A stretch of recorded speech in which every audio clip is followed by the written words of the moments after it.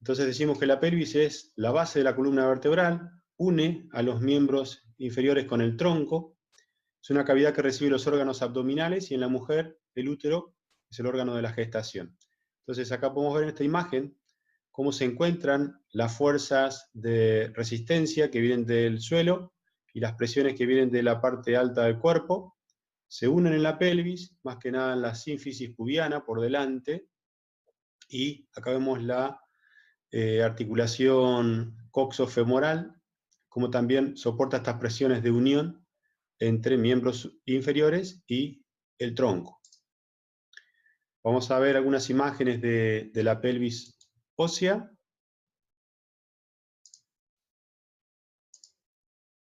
Acá tenemos una pelvis, una vista frontal. Dijimos que está conformada por 3 huesos. El hueso ilíaco, en la cara posterior y lateral. Como puntos importantes, la cresta ilíaca, espina ilíaca antero-superior, espina ilíaca postero-superior. Más que nada la cresta ilíaca es un punto de referencia importante. Y estas dos espinas, la ilíaca antero-superior y postero-superior, tienen que estar en cierta línea para que la pelvis esté neutra. Tenemos luego por delante el pubis, formando la sínfisis pubiana con el pubis del lado opuesto, y el isquión, que es el hueso en el cual nos sentamos, un hueso, una parte de la pelvis que mencionamos mucho en las clases de asanas, donde buscamos que se aleje un isquión de otro, que se eleven, indicando las acciones de anteversión o retroversión pélvica. En la pelvis está incrustado el sacro, en forma triangular, en forma de cuña, se inserta en la pelvis y tiene uniones muy potentes a través de la articulación sacroilíaca y con potentes ligamentos, tanto por delante como por detrás, que mantienen fuertemente unida a la pelvis con el sacro. Aquí hay un movimiento muy, muy leve, pero hay movimiento en esta articulación. Y tenemos después por delante la sínfisis pubiana, que es otro punto de articulación entre la pelvis derecha e izquierda. Entonces, en esta parte ósea de la pelvis podemos decir que el sacro y el coxis son conformantes tanto como parte de la columna y de la pelvis. Y ahora vamos a ver en esta imagen el diafragma pélvico, que son un cierto grupo de músculos que conforman esta forma de cavidad en la pelvis, que abajo no tiene una estructura ósea porque termina acá en el coxis y por delante en el pubis, pero como pueden ver, se forma esta vasija, este cuenco, en la pelvis a través de estructuras óseas y de estructuras musculares. Entonces este es el diafragma inferior, el diafragma pélvico. Por eso decimos que, o comparamos a la pelvis con un cuenco que aloja dentro de ella determinados órganos y que cuando la pelvis adopta una posición neutra, el abdomen se absorbe. Cuando la pelvis tiende a la anteversión, los órganos del abdomen tienden a salir y el abdomen se hace prominente. Por eso es que buscamos en la postura, en Tadasana básicamente, bajar por detrás sacrocoxis para que la pelvis quede neutra y naturalmente de esa forma se absorbe el abdomen. Entramos a ver la zona lumbar. El raquis lumbar reposa sobre la base de la pelvis, articulándose con el sacro, a través de la articulación sacroilíaca. Soporta el peso del torso, de los miembros superiores y el cráneo. Luego del raquis cervical, el raquis lumbar es el más móvil, y como también es el que más cargas recibe, es el que plantea más problemas y patologías, que se conocen con el nombre de lumbalgias, dolor en la zona baja, en la zona lumbar, de la cual la hernia de disco es una de las más conocidas. Entonces, vamos a hacer una descripción de una vértebra tipo a nivel lumbar. Vamos a ver la columna vertebral. Entonces dijimos que tenemos de abajo hacia arriba, sacro, coxis, que son vértebras fusionadas. 5 vértebras sacras están fusionadas, y 3 a 4 vértebras coxigias también están fusionadas formando el coxis. Aquí hay una leve movilidad en esta articulación entre el sacro y el coxis. Hay ligamentos potentes también que unen estas dos estructuras óseas. Y después, como podemos ver, comienza la zona lumbar con la quinta vértebra lumbar, que se articula con el sacro a través de el disco intervertebral a nivel del cuerpo y de las articulaciones interapofisarias. Dijimos que tenemos apófisis articulares, en cada vértebra una apófisis superior y una apófisis inferior. Acá vemos cómo en la apófisis articular inferior de la quinta vértebra lumbar se articula con la apófisis articular del sacro. Luego, si vamos subiendo, a nivel de una vértebra lumbar y otra, por ejemplo entre la cuarta y la quinta, se articulan también por el disco intervertebral a nivel del cuerpo y la apófisis a través de la articulación interapofisaria. Si vemos en la cara posterior cómo coinciden estas apófisis articulares, que tienen pequeños movimientos a nivel de cada una de ellas, pero en la estructura general de la columna manifiestan movimientos importantes. Entonces, dijimos que esta zona lumbar tiene una curva con concavidad posterior que recibe el nombre de lordosis lumbar. Es una curva fisiológica natural. Esta curva puede rectificarse debido a la tensión más que nada de ciertos músculos frontales de la columna o laterales. También puede aumentar su curva, que es muy común, debido a una gran retracción de los músculos espinales por detrás, que aumentan este arco, o del psoas ilíaco que tira, como vamos a ver después, de la columna lumbar hacia adelante y aumenta su curvatura. Estas vértebras lumbares, si vemos o analizamos una vértebra tipo, ya vimos las partes conformantes de una vértebra: cuerpo, pedículos, apófisis transversas, apófisis articulares superiores e inferiores, lámina y apófisis espinosa, que es la que palpamos atrás. Las vértebras, piensen que están ubicadas la columna sobre la cara posterior del torso, por lo tanto, la zona lumbar no son tan palpables porque ahí hay una curva que es cóncava, de atrás hacia adelante, pero en la zona dorsal sí son muy palpables. Luego tenemos este agujero, que es el agujero vertebral, por donde pasa la médula espinal, y los agujeros de conjunción que se forman entre una vértebra superior y una vértebra inferior a través de las apófisis articulares, que es por donde salen las raíces nerviosas. Entonces la médula espinal viene por este hueco y las raíces van saliendo entre una vértebra y otra en este agujero de conjunción. Esta es una vértebra lumbar tipo, que como ven tiene un cuerpo muy fuerte, muy grande con respecto al resto de la vértebra, ya que más que nada esta zona tiene la función de soportar presiones, cargas. Si luego volvemos a esta zona lumbar, vemos entonces los discos intervertebrales entre cada una de las vértebras. Vamos a también luego hacer un análisis de la parte muscular entonces de esta zona. Para ello vamos a ver en otro programa.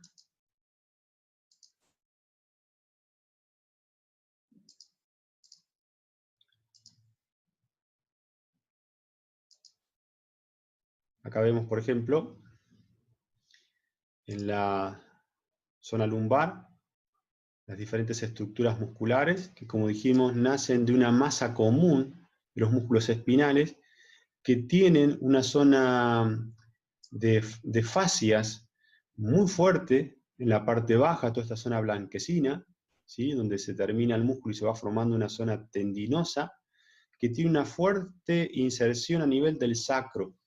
Por eso decimos que el sacro es un punto de anclaje de esta gran musculatura espinal, y es una zona bastante sensible, que suele tener dolor cuanto más acortamiento haya en esta musculatura de la espalda.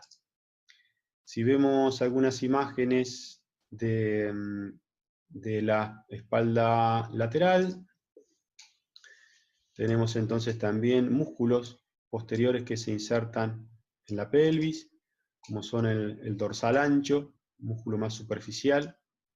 Después van habiendo músculos más profundos que ya conforman la masa común de los espinales.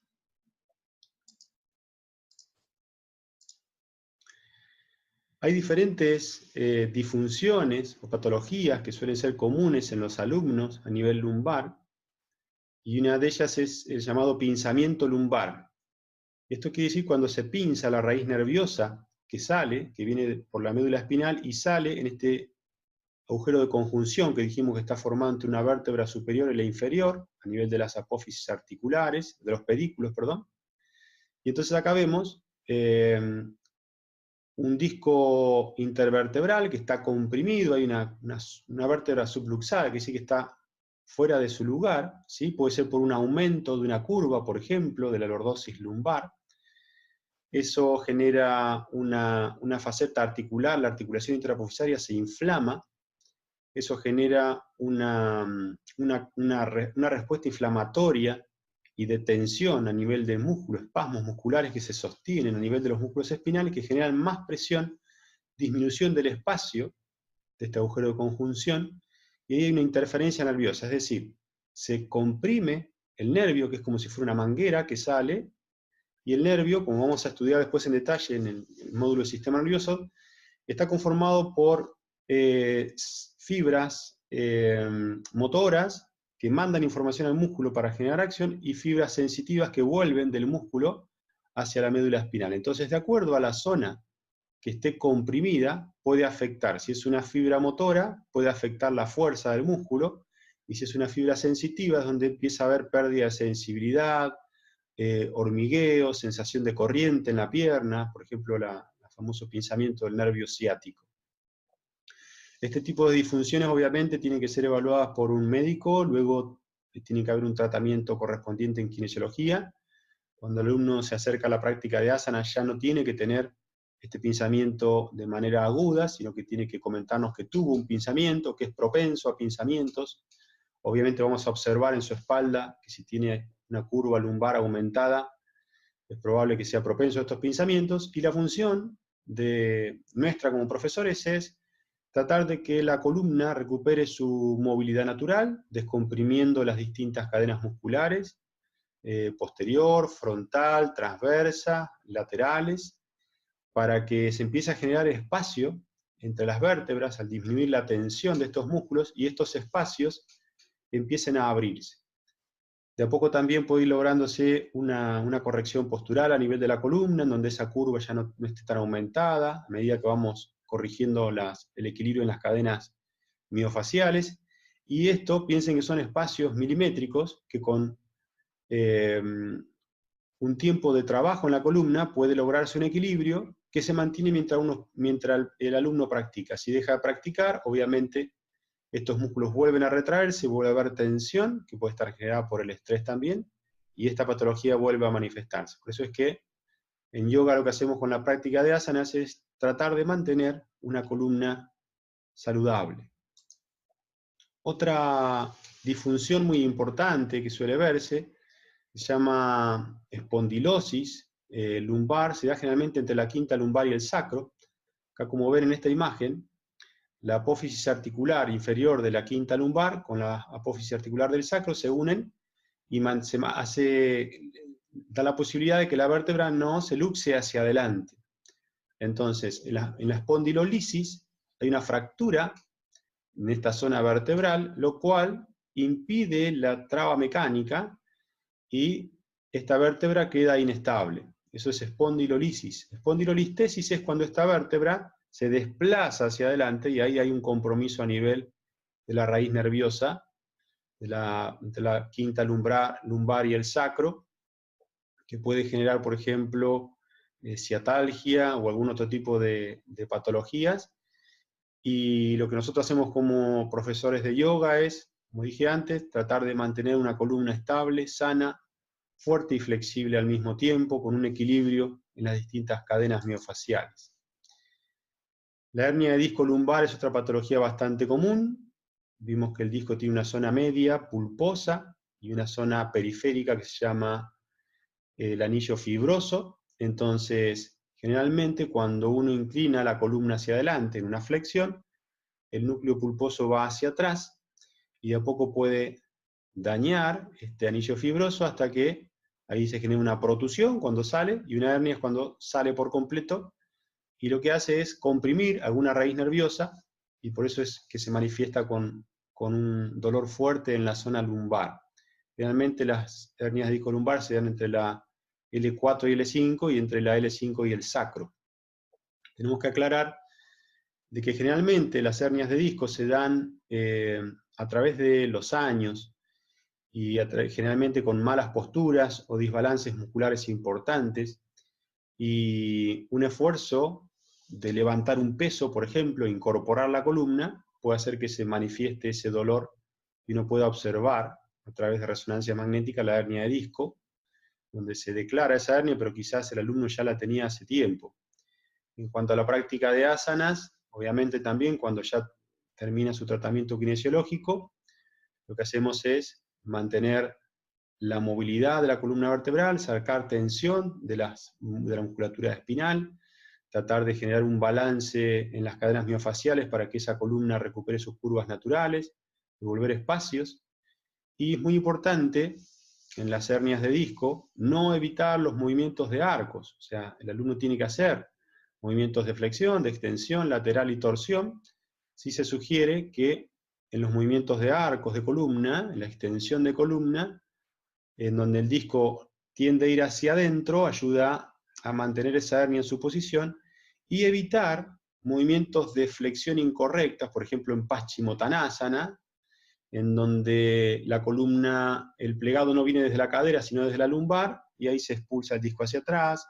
Si el alumno no se sienta en los isquiones, también está fomentando esa hernia de disco, si se sientan los glúteos o en el sacro, por ejemplo. Por eso es que somos tan meticulosos en la alineación postural, para que en caso de que haya hernia de disco y nosotros no sepamos, ni el alumno tampoco, no estemos dañando su cuerpo. Hasta aquí llegamos entonces con este estudio de la columna lumbar.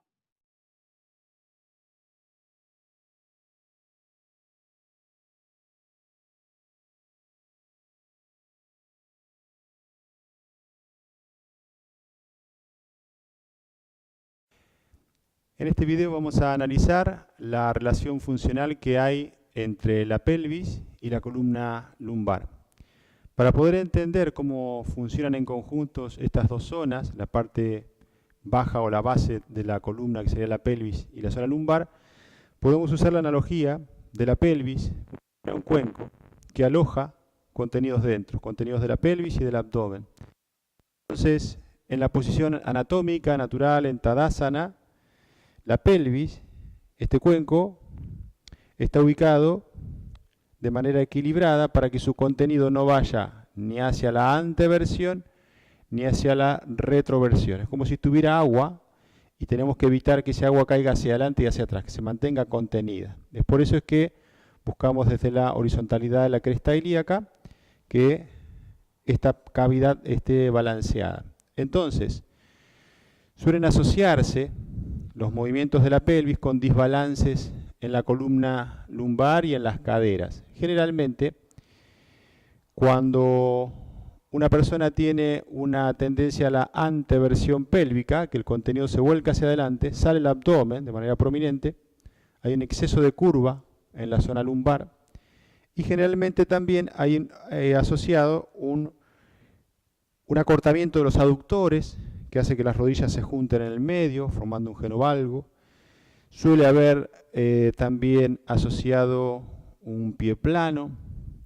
Suele haber asociado un exceso de giro interno en las caderas, que está asociado a esta anteversión pélvica. Es una serie de grupos musculares que se asocian en esas acciones. Y la posibilidad contraria, que es la tendencia a la retroversión pélvica, Cuando el contenido se va hacia atrás, la curvatura lumbar pierde su curva natural, queda rectificada. Suele haber un exceso de tensión en los isquiotibiales que tiran los isquiones hacia abajo. Suele haber una acción de puntas de los pies en rotación hacia afuera y una pelvis en antepulsión. Son acciones que se generan porque hay mucha tensión atrás que genera esto. Entonces, lo que buscamos es empezar a generar esta conciencia de posición neutra de la pelvis partiendo desde Tadasana. Como dijimos, hay una conexión funcional entre la pelvis y la columna lumbar. Entonces, si nosotros vamos a hacer acciones de flexión de columna, siempre van antecedidas por un movimiento de anteversión en la pelvis, ¿sí?, que prepara esa acción de flexión. Entonces vamos a poner como ejemplo Uttanasana, donde yo voy a hacer una flexión de columna, específicamente de columna lumbar. Tengo que partir desde un movimiento de anteversión pélvica, gira hacia adelante, para que pueda empezar a avanzar hacia Uttanasana. Lo que llamamos fase de espalda cóncava, y luego cuando voy hacia abajo también, la pelvis todo el tiempo va a girar hacia adelante. Anteversión elevando isquiones. De esa manera, yo ya preparo a la columna para la acción que va a realizar a través de la acción previa de la pelvis. Tengo que agotar la acción de anteversión pélvica para después generar la flexión de columna. Mientras que en los movimientos de extensión de columna, tiene que estar precedidos por una acción de retroversión pélvica, descenso de sacro, coxis, isquiones. Un ejemplo de esto es Urdhva Mukha Svanasana. Lo voy a hacer en silla para que sea más visible. Si yo voy a realizar un movimiento de extensión de columna, tiene que estar antecedido por una retroversión pélvica. Es decir, bajo sacrocoxis, bajo glúteos, la pelvis rueda hacia atrás. Naturalmente el abdomen se absorbe y me voy hacia arriba y al arco de columna.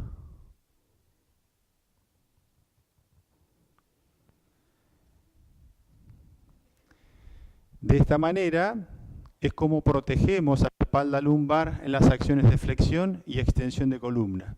Siempre tienen que estar precedidas por esta acción de pelvis, entendiendo de que la pelvis es la base de nuestra columna y ahí se inicia la acción que voy a hacer después con el resto de la columna.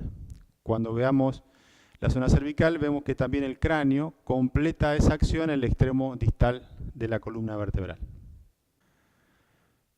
Vamos a observar en Utthita Trikonasana cómo actúa la pelvis en la entrada de la inclinación lateral. Como vimos en los videos anteriores, así como en la flexión y la extensión de la columna, yo tengo que anteceder con una acción pélvica.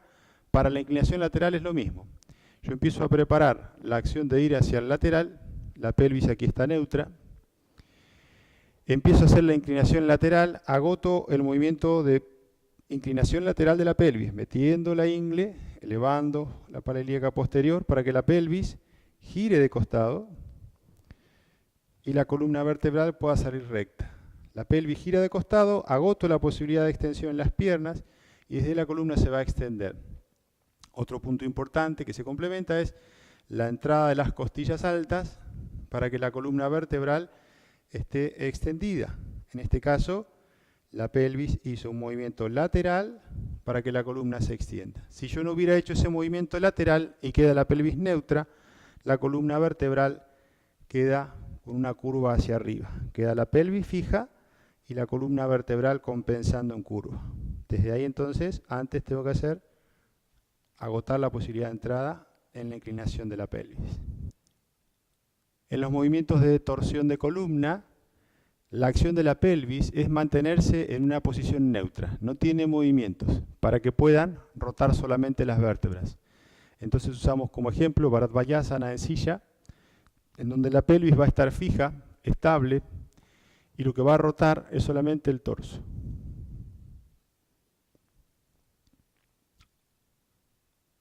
Si yo dejara que la pelvis se vaya junto al movimiento de rotación, en este caso, la rodilla izquierda avanza, la pelvis gira y se engancha en la acción. Lo correcto es que la pelvis esté fija para que solamente la columna haga el movimiento de rotación.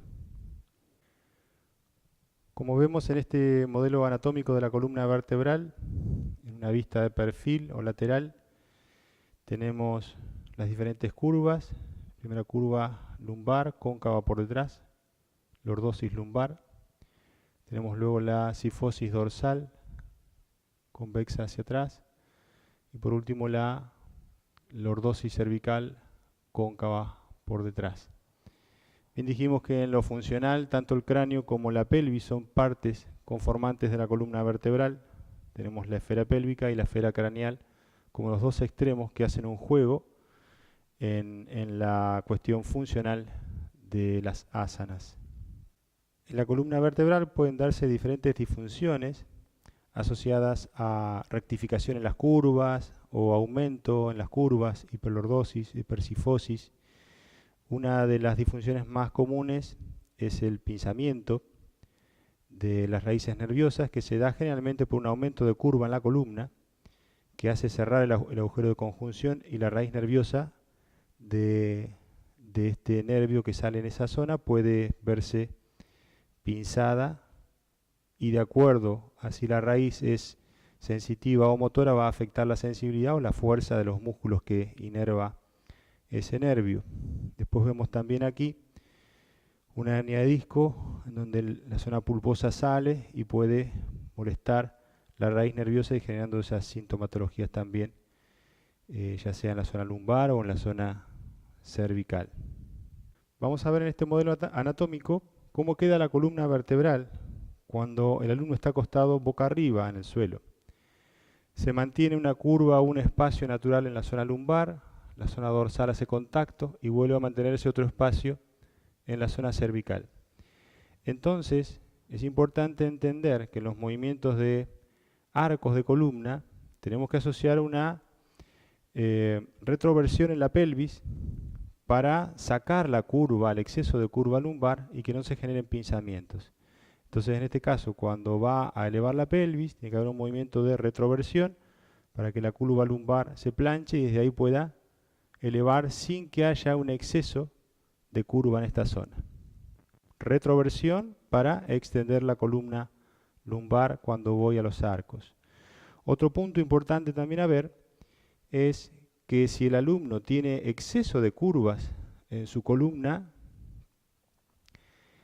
va a apoyar la zona dorsal en exceso, va a quedar la zona lumbar muy alta y la cabeza va a quedar inclinada hacia atrás, va a quedar con el mentón en dirección hacia la frente. Eso genera mucha tensión en el cuello. Entonces, en ese caso lo que se hace es poner mantas debajo de la cabeza y cuello para que se alinee y de ahí pueda hacer los ejercicios sin que haya un exceso de presión en la cara posterior del cuello.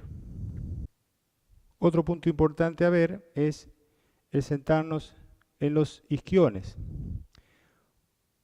Una pelvis que está asentada sobre los isquiones es una pelvis que está en posición neutra y permite que la columna se pueda extender naturalmente hacia arriba. Si un alumno se sienta en el sacro, que es muy común en las asanas, en Paschimottanasana o en la vida cotidiana, la pelvis queda en un estado de retroversión y la zona lumbar se expulsa hacia atrás y tiende a quedar la columna hundida, causa fundamental de generación de hernias de discos lumbares, estar sentados en el sacro. Entonces, para eso hay recursos metodológicos en las asanas, levantando realzando, por ejemplo, el apoyo de la pelvis con mantas, para que el alumno siempre pueda estar sentado en los isquiones y la columna tome sus curvas naturales hacia arriba. Visto desde una posición lateral, entonces el estar sentado en los isquiones asegura el armado de las curvas naturales de la columna. Cuando el alumno se sienta en el sacro, la columna se derrumba hacia atrás, y dijimos que eso era una de las causas más importantes de generación de hernias de discos lumbares. Y si el alumno ya tiene una hernia de disco y se sienta de esta forma, se va a ver potenciada y va a aumentar el dolor. Por eso es que el uso de mantas debajo de la pelvis puede ayudar a que en las posturas sedentes el alumno esté sentado en los isquiones y con las curvas naturales armadas. Dijimos que una de las disfunciones más comunes en la zona lumbar es la hernia de disco.